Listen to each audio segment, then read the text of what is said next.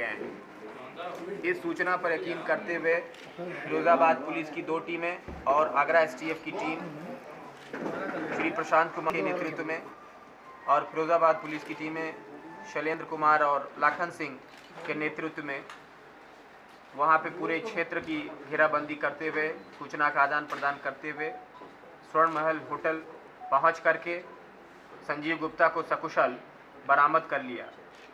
उसके बाद उन्हें फिरोजाबाद लाया गया है। पूछताछ के उपरांत कई ऐसे तथ्य सामने आए हैं जिसके आधार पे ये अपहरण की पूरी घटना संदिग्ध हो गई है। चूँकि इसमें विवेचना कायम है और पुलिस लगातार साक्ष्यों को संकलित कर रही है, इन साक्ष्यों का पूरी तरह से विश्लेषण करने का भी वक्त मिल पाया है।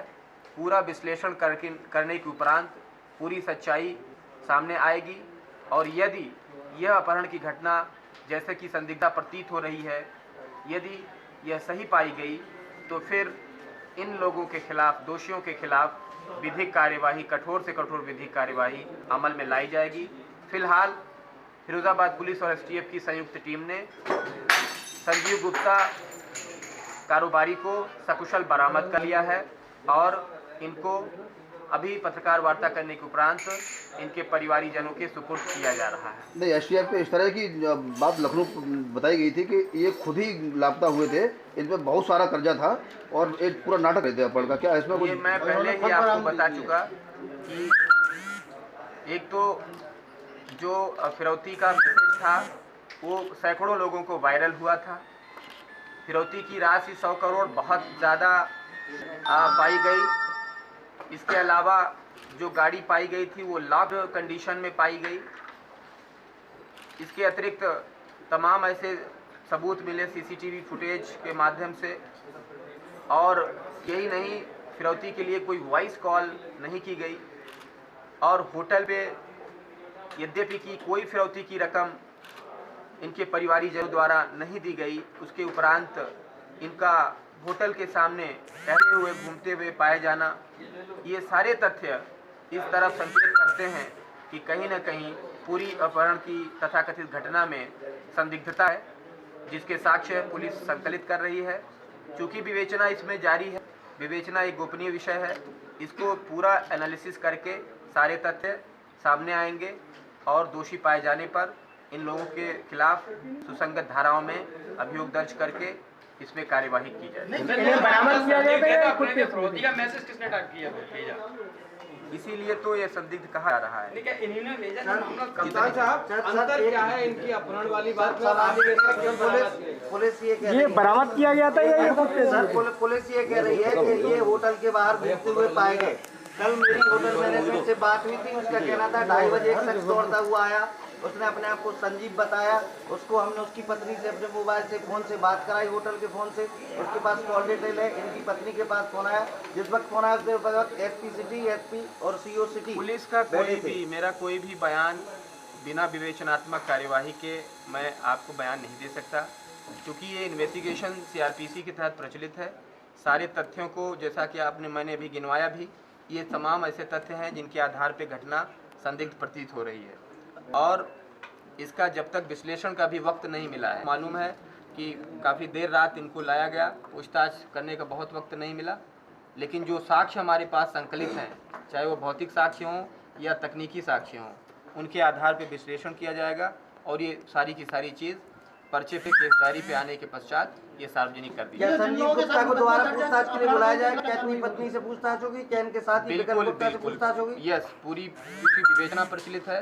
इनके परिवारीजनों से भी अलग अलग अभी पूछताछ होगी। आवश्यकता पड़ने पर संजीव गुप्ता से कई बार पूछताछ होगी। क्या इनको बाहर जाने पर रोक लगा दी गई है? ये बाहर जाएंगे शहर से? कोई ऐसी रोक नहीं है, लेकिन विवेचनात्मक कार्यवाही है। चूँकि इन्हीं के द्वारा मुकदमा कायम है तो इन्हें बुलाए जाने पे इनका उपस्थित होना अनिवार्य है। भैया, इनके साथ जो विकल्प गुप्ता है, जो बार बार सह आरोपी इनके साथ, वो आज उसने कोशिश करी शहर घर से बाहर जाने की, पुलिस ने उसे रोक दिया घर पे। इसलिए ये कार्य किया गया क्योंकि इनको परिवारीजनों के सुपुर्द करना था। जो लोग शुरू से इस घटना को मॉनिटर कर रहे थे, उन सभी का होना आवश्यक था। कारोबारी महिला के खिलाफ जो मुकदमा इसने दर्ज कराया है झूठा, तो क्या वो वापस मुकदमा झूठा या सच्चा है उसकी विवेचना के उपरांत ही होगा।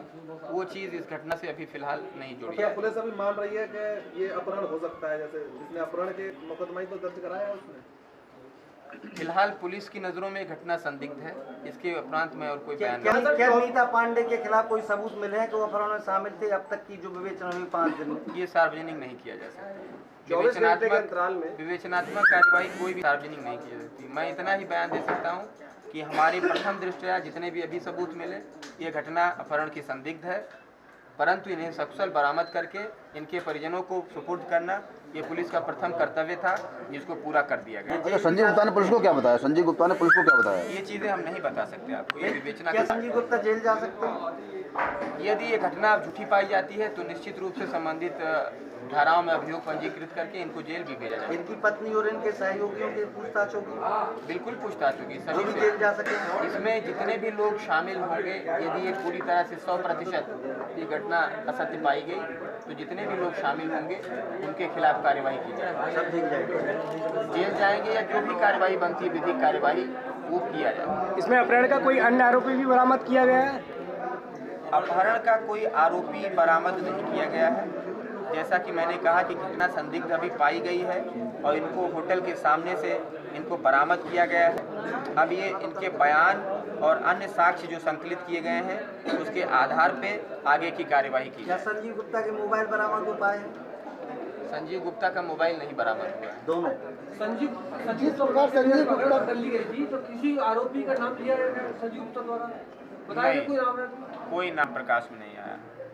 जिसका संजीव गुप्ता बता रहे हैं कि अपहरण किया गया है, फिर अपहरण हुआ था, वहीं पुलिस कह रही है कि ये संदिग्ध मामला है, तो किसको सही माना जाए, संजीव गुप्ता या आप पुलिस इसको को? मानना चाहे मान लें। कप्तान मैंने साहब अपना एक बात बयान बताइए, इतना अंतर क्यों आ रहा है? 24 घंटे आपके पास संजीव गुप्ता आए हुए हो गए, आप कह रहे हैं अपहरण नहीं हुआ, वो कह रहे हैं अपहरण हुआ है। अभी तक ये डिसीजन क्यों नहीं कर पाई एसटीओ पुलिस मिलकर? पुलिस की नाकामयाबी है क्या ये? मैं ये कभी नहीं कह रहा हूँ कि अपहरण नहीं हुआ है। मैं केवल इतना भी बता रहा हूँ कि जो अभी तक प्रथम दृष्टया साक्ष्य आए हैं उसमें ये अपहरण की कहानी संदिग्ध प्रतीत हो। क्या मैं एसटीओ साहब से इसके अलावा मैं कुछ नहीं बोल सकता। नहीं, एक सवाल आपसे है।